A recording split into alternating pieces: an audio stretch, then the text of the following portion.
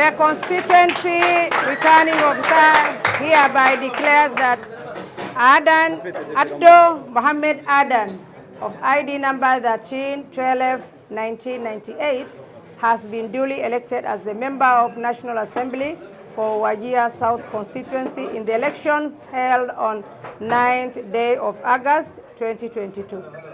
Pongezi mheshimiwa.